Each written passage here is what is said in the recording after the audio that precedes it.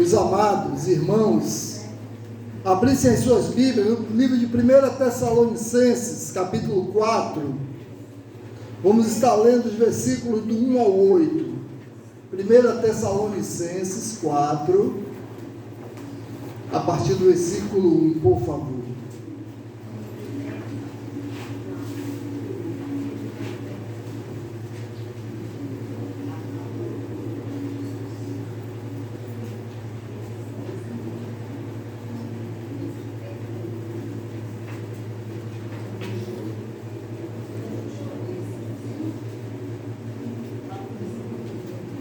Tessalonicenses 4, a partir do versículo 1, diz o seguinte: exortação à prática da santidade. Finalmente, irmãos, nós vos rogamos e exortamos no Senhor Jesus, que, como de nós recebeste quanto à maneira, porque deveis viver e guardar a Deus, e efetivamente estáis fazendo, continueis progredindo cada vez mais, porque estáis inteirados de quantas instruções vos demos da parte do Senhor Jesus. Pois esta é a vontade de Deus, a vossa santificação, que vos abstenhais da prostituição, que cada um de vós saiba possuir o próprio corpo em santificação e honra, não com desejos de lascívia, como os gentios que não conhecem a Deus, e que nesta matéria ninguém ofenda, nem defraude a seu irmão, porque o Senhor conta todas essas coisas, como antes vos avisamos e testificamos claramente, e é o vingador, porquanto Deus não nos chamou para a impureza, e sim para a santificação. Desarte quem rejeita essas coisas, não rejeita o homem, e sim a Deus, que também vos dá seu Espírito Santo. Amém? Os irmãos podem sentar. Queridos irmãos, eu queria dizer nesta manhã, queria que você prestasse bem atenção nisso que eu vou te dizer. Sem a presença e a obra e a unção do Espírito Santo nas nossas vidas, eu gostaria de dizer que não haverá pregação. Sem a presença do Espírito Santo, não haverá pessoas convertidas, tampouco crescimento saudável na igreja. Eu gostaria de te dizer que a obra do Espírito Santo, meus irmãos, é tão importante quanto a obra de Jesus na cruz do Calvário. Porque sem Ele não tem santificação. Porque é Ele que nos convence do pecado, da justiça e do juízo. Se Jesus morreu na cruz, se nós olharmos para a cruz e o Espírito Santo não operar no nosso coração, de nada vale a morte de Jesus. Eu gostaria de dizer que o apóstolo Paulo, nessa carta à igreja de Tessalônica, ele reafirma a necessidade de crescer cada vez mais em santidade.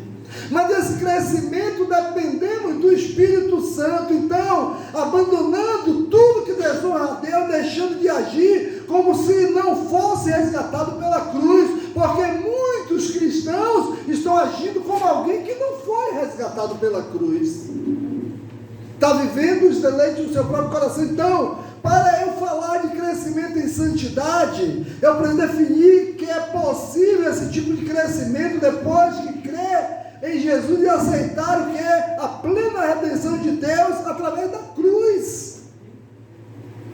É possível através da cruz de Jesus, mas quando o Espírito Santo entra no nosso coração. Então a cruz de Jesus, queridos irmãos, é a nossa vergonha.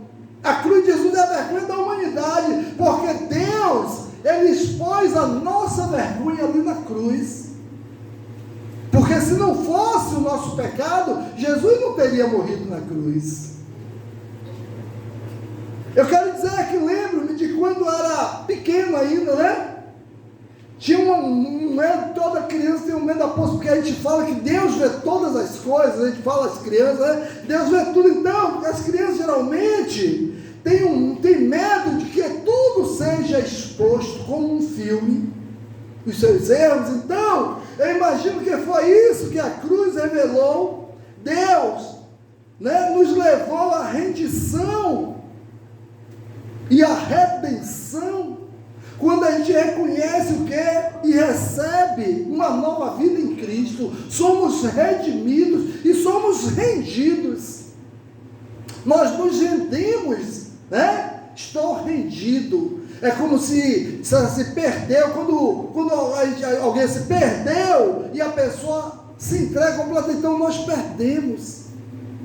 Nós não temos como fugir disso. Então o homem não pode fugir da sua condição de pecador. Então o que precisa ser vivido na perspectiva da rendição, né? E a santidade, queridos irmãos, é fruto do que nos tornamos em Cristo Jesus.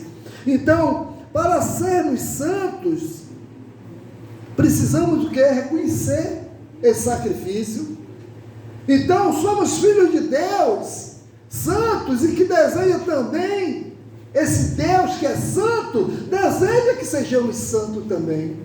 É um desejo de Deus, né? Ele diz: sede santo como eu sou santo. Então, isso é sermos separados, puros da estrutura que já contaminou o mundo pelo diabo. Então, é preciso fugir da estrutura mundana e viver a estrutura celestial. Então, em Cristo nós somos o que? Santificados, e devemos o que? Viver em santidade. Hoje nós vemos como podemos, né, nesse processo crescer em santificação. Como podemos, nesse mundo corrompido, crescer em santificação? Porque é difícil ser santo nesse mundo que nós vivemos. É difícil. Por isso que nós tendemos a criticar os políticos, né? Entrou na política, foi roubar. É complicado entrar ali e não roubar. É complicado não se corromper em um mundo corrompido. Então, para que você não se corrompa em um mundo que é corrompido, você precisa renunciar a muitas coisas. Então, crescemos em santidade quando nós confessamos os nossos pecados, né? Essa semana eu estava assistindo futebol. Uma coisa que crente não deveria ser é jogador de futebol, vocês sabem. A gente fala de político, disso, daquilo, mas o crente para ser jogador de futebol é muito difícil. Eu vi uma jogadora, né, assistindo a Copa feminina, ela deu uma pancada na jogadora, o juiz veio, deu cartão, ela disse: eu não fiz nada. Ela deu uma pancada mesmo, todo mundo viu. O repórter disse: como ela pode que não fez nada depois de ter dado uma pancada desse jeito? Quer dizer, tem que mentir. Se a bola sai na lateral, é do outro, eu chutei, bateu no outro, e saiu, bateu em mim, e saiu, eu estou dizendo: não, foi ele que chutou, não bateu em mim. E você não vê um jogador lá para fora dizer assim: fui eu que joguei para fora. Geralmente ele diz: foi o outro. O que adianta o homem ganhar o mundo inteiro e perder a sua alma? É complicado, meus irmãos. Então, precisamos confessar os nossos pecados. Então, capítulo 1 João, né? Queria que alguém abrisse aí 1 João, capítulo 1, de 7 a 9, por favor. 1 João, capítulo 1, versículo de 7 a 9. Então é preciso o que? Confessar. Então, crescemos em santidade quando confessamos os nossos pecados. É preciso haver essa confissão. Sem confissão de pecados não há mudança, não há transformação. Pode ler, por favor.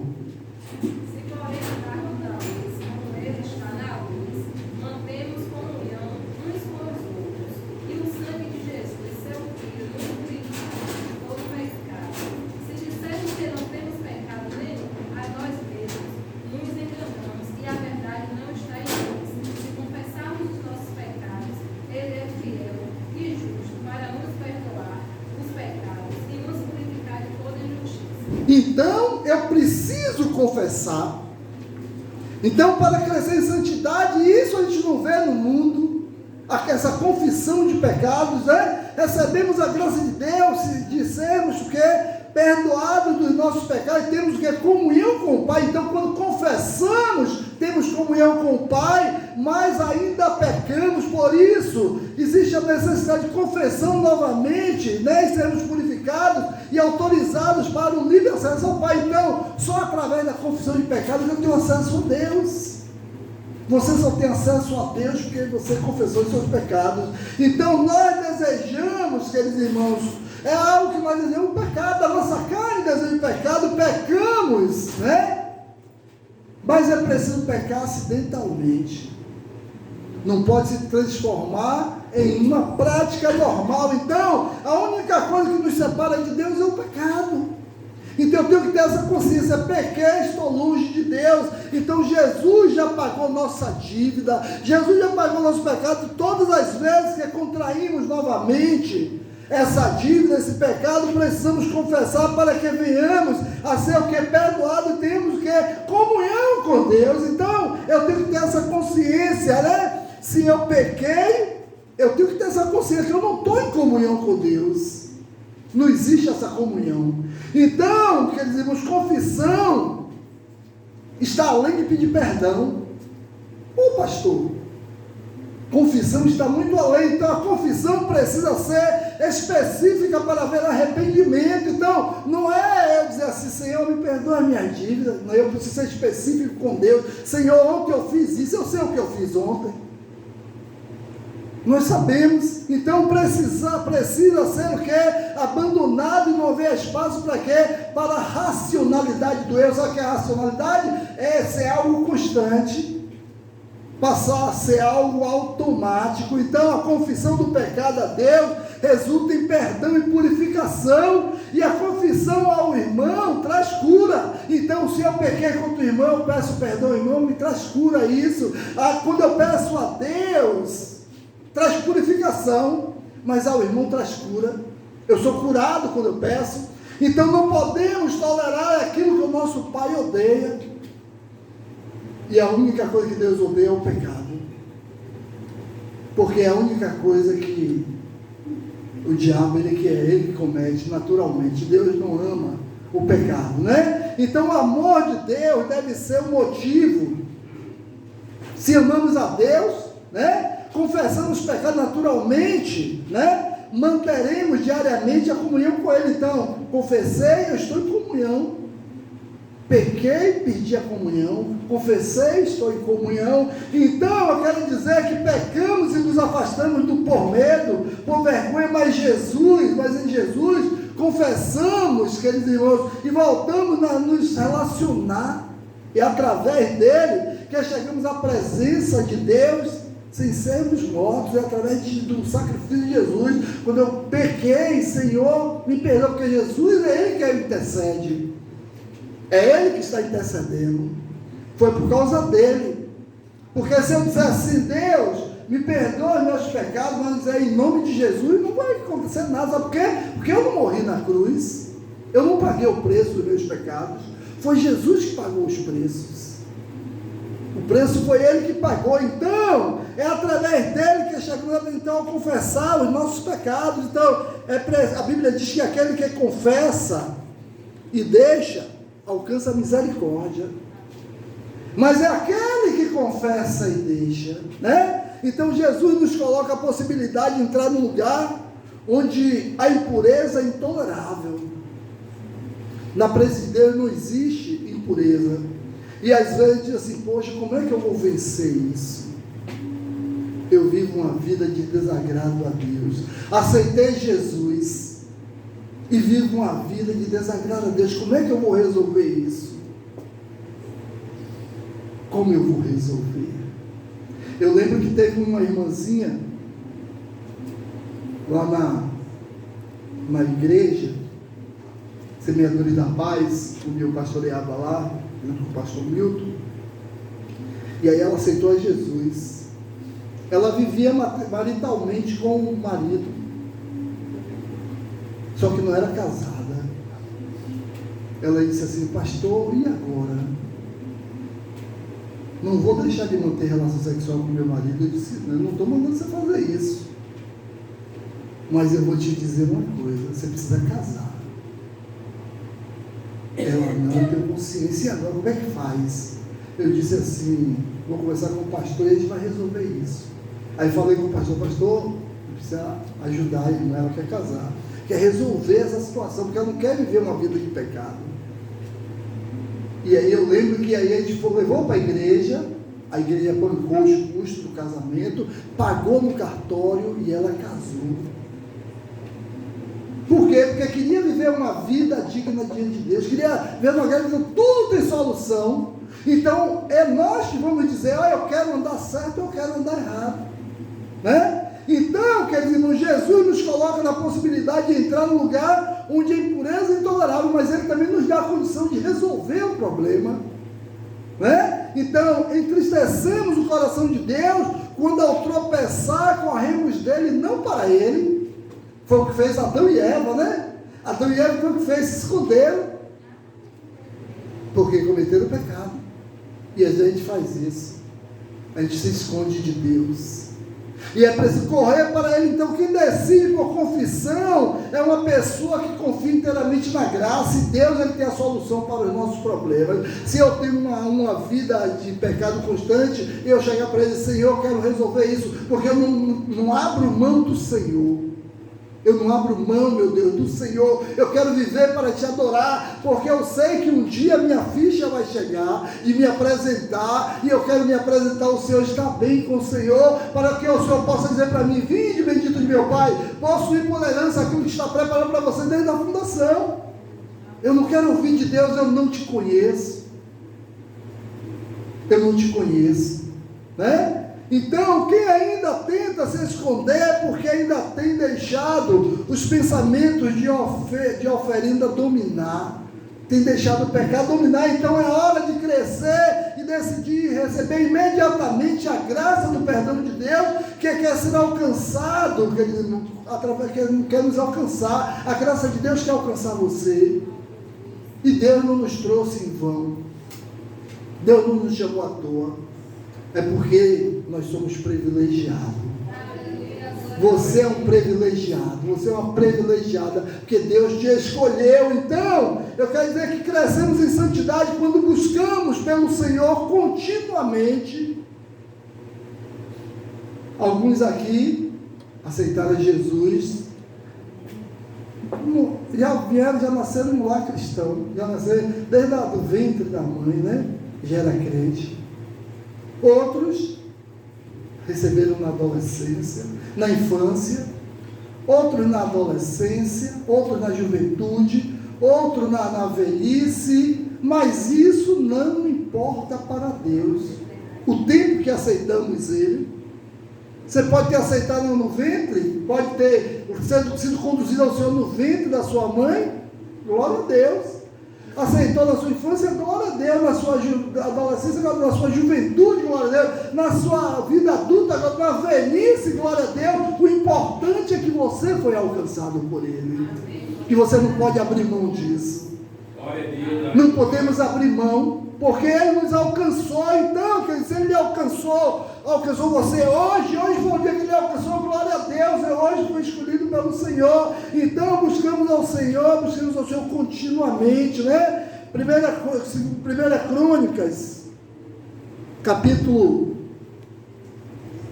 11, versículo 16, versículo 11, ele diz: olhe para o Senhor e para a sua força, busque sempre a sua força. Então, é preciso buscar o Senhor constantemente, então continuamente. Então olhe sempre para Ele, é preciso olhar sempre para o Senhor. Então, se desejamos crescer em santidade, precisamos ter como alvo buscá-lo como Pai. Ele é o meu Pai, Ele é o seu Pai, é preciso buscá-lo assim. Então aquele que busca o Senhor deseja ser como Ele é. Ninguém que busca a Deus quer ser diferente dele. Nosso alvo é Cristo, né? Queremos ser igual a Ele, então desejamos conhecê-lo cada vez mais. Por quê? Porque nós o admiramos. Então, o objetivo do discípulo é querer ser igual a quem? Ao Mestre. E Jesus é o nosso Mestre.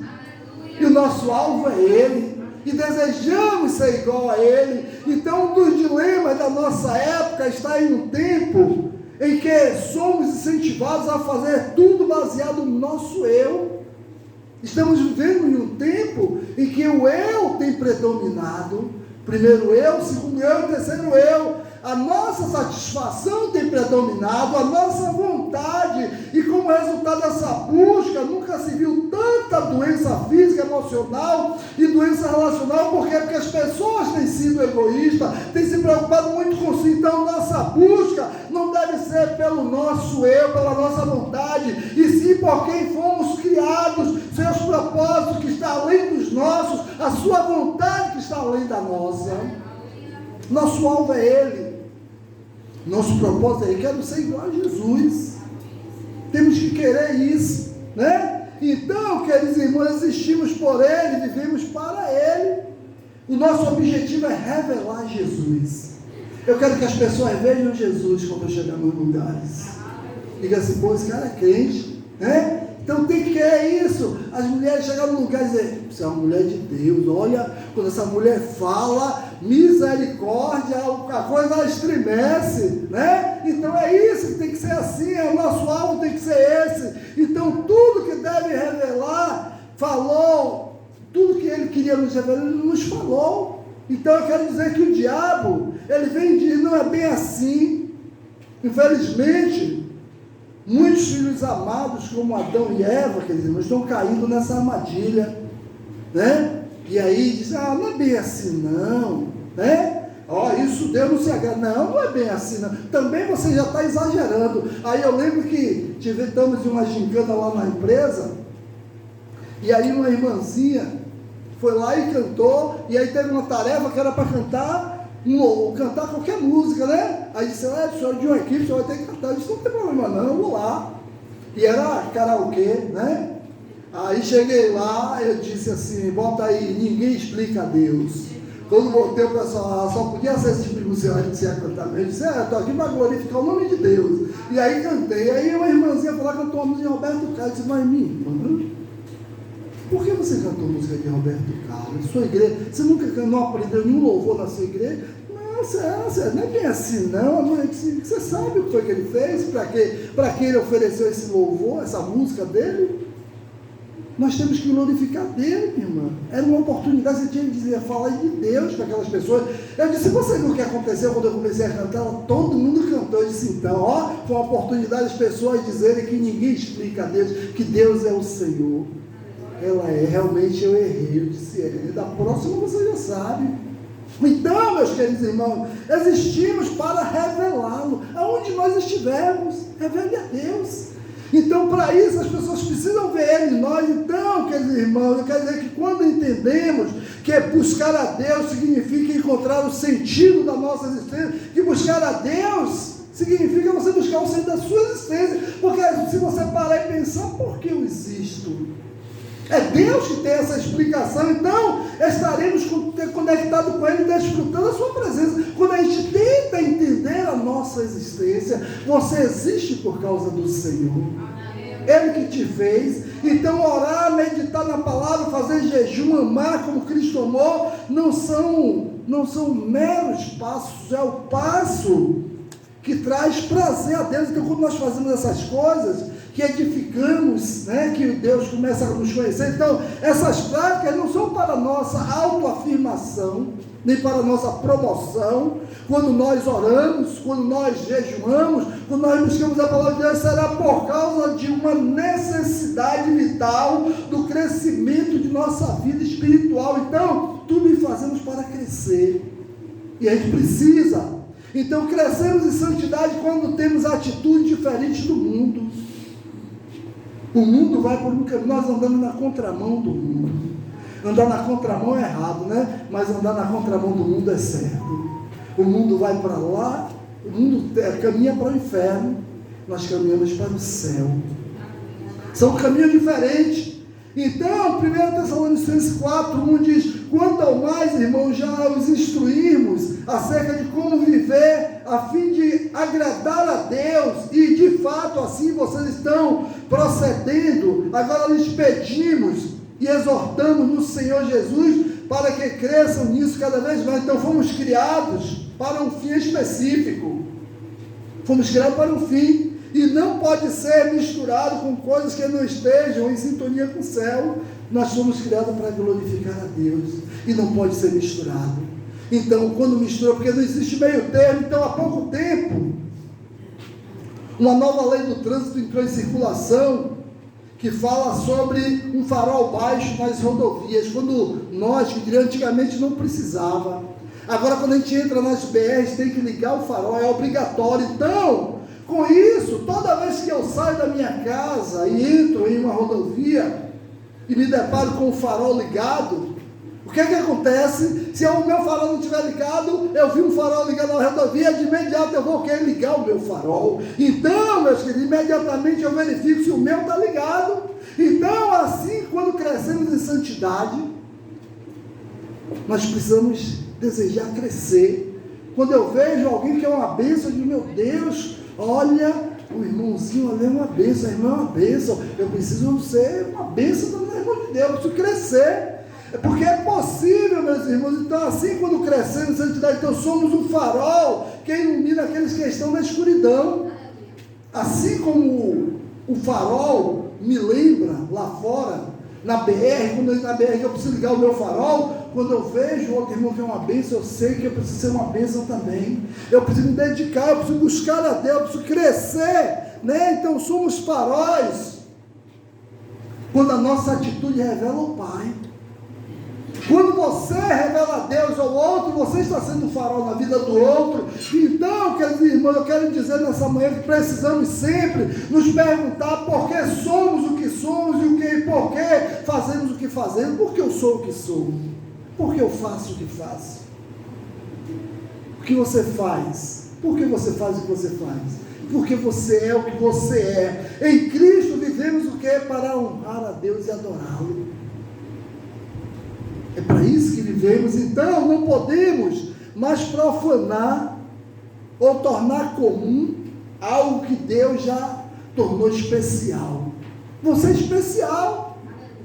Então não torne comum aquilo que Deus tornou especial. Não torne impuro aquilo que Deus tornou puro. Não torne profano aquilo que Deus tornou santo. E sede santo, a palavra dele diz: sede santo como eu sou santo, né? Então ele entenderia que a comida ficou muito mais saborosa, né, do que a qual eu estava acostumado a comer sem o sal. Observe, querido irmão. Assim que Jesus, né, se você pegar uma comida sem sal, a pessoa que come comida sem sal, o que é que acontece? Que está acostumada a comer a comida com um pouquinho de sal, alguém bota um pouquinho para dar gosto, né? Misericórdia, essa comida não serve para nada, só é para encher minha barriga mesmo, né? Quando a gente está em hospital, que tem que comer comida sem sal, meu Deus, que comida ruim. E Jesus nos comparou ao sal. Precisamos dar sabor.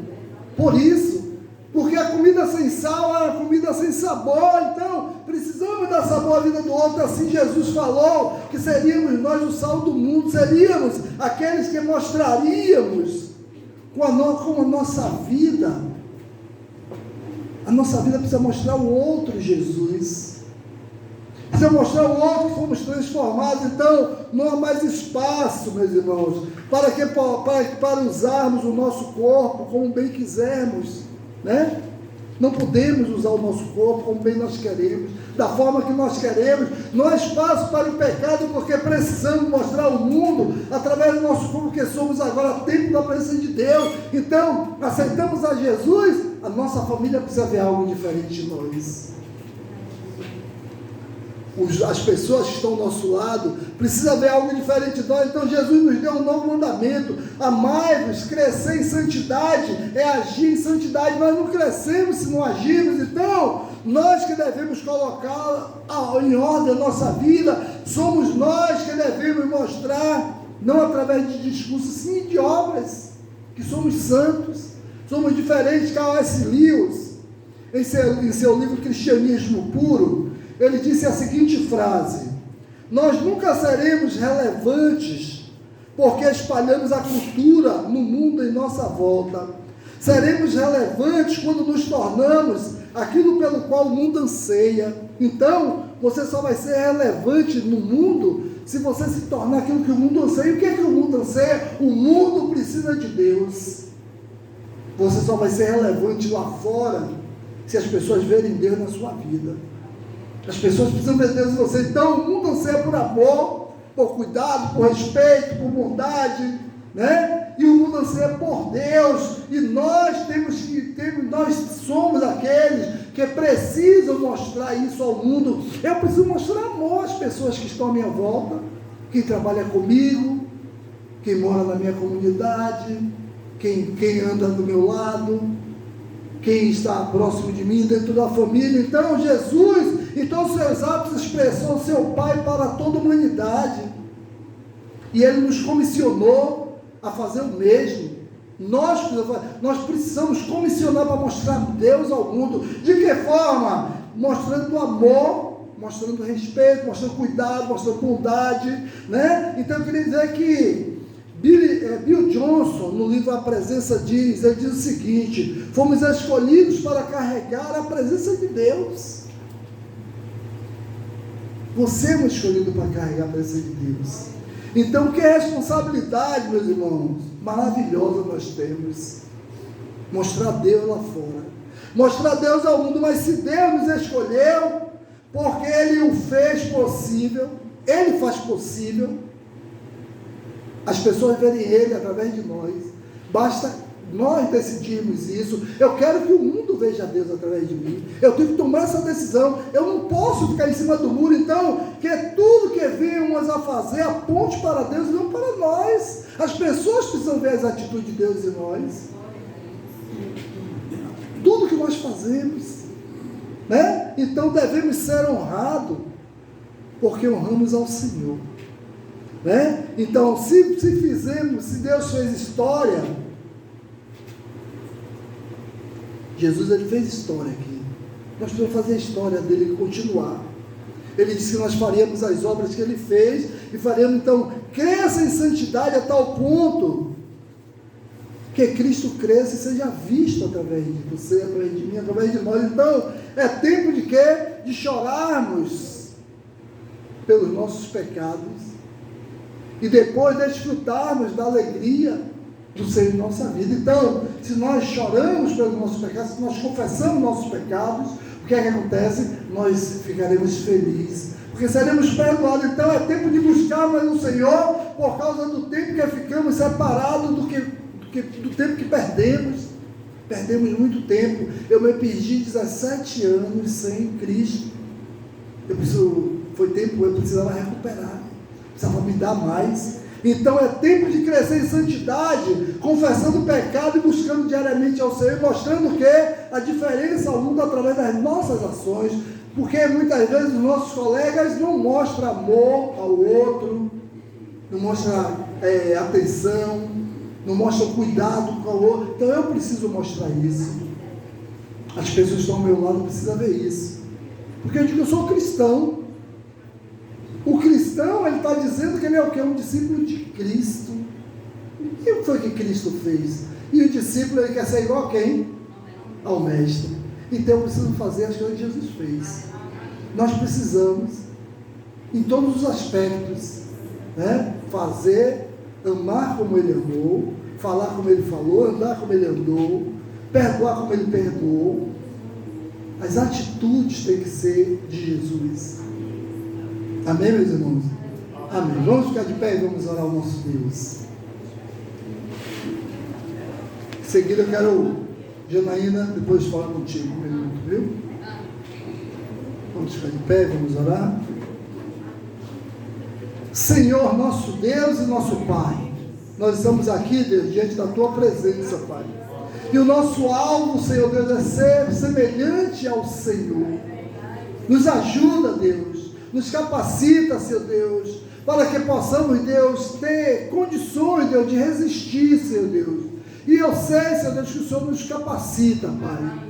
O Senhor é aquele que nos fortalece a cada dia, Pai. E o Senhor tem a solução para todas as coisas, Deus. Se temos feito algo que te desagrada, Senhor Deus, que possamos orar e o Senhor vai trazer a solução. Vai dizer: Edson, faça desse jeito a partir de hoje. Edson, eu quero que você faça assim, e ele, o Senhor, eu sei que o Senhor vai me capacitar a isso, vai me dar condições para isso, Senhor Deus, porque eu quero, Deus, viver para te agradar, Pai, quero viver para te servir, eu quero que o mundo veja o Senhor através de mim. Nasci para proclamar o teu nome, Deus. Obrigado, Pai, pela oportunidade de falar ao mundo, às pessoas ao meu lado, que Jesus Cristo é a única esperança, Senhor. Abençoa os teus filhos nesta manhã, Pai. Que cada um de nós, Deus, possamos ter essa capacidade, Deus, de entender qual é a tua vontade em nossa vida, Pai. Seu Deus, e buscar, seu Deus, resolver as nossas pendências com o Senhor, para viver de acordo com a tua vontade, Pai. Obrigado, Senhor. Abençoa-nos. Nos dá um resto de dia na tua presença. Nos conduz em paz aos nossos lares, Deus. Te oramos, Deus, agradecidos por tudo que o Senhor tem feito, Pai. Te oramos em nome de Jesus. Amém. Amém, querido. Deus abençoe. À noite estaremos aqui para louvar e engrandecer o nosso Deus.